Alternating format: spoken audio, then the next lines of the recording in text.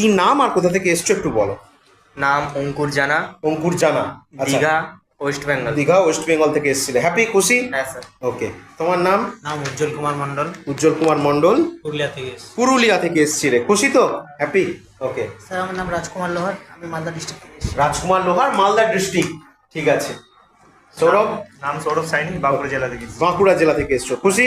পেয়ে গেছো এগ্রিমেন্ট? ওকে। আচ্ছা, তোমার নাম বলো? সুব্রত হালদার। সুব্রত হালদার। তুমি কিভাবে এসেছিলে?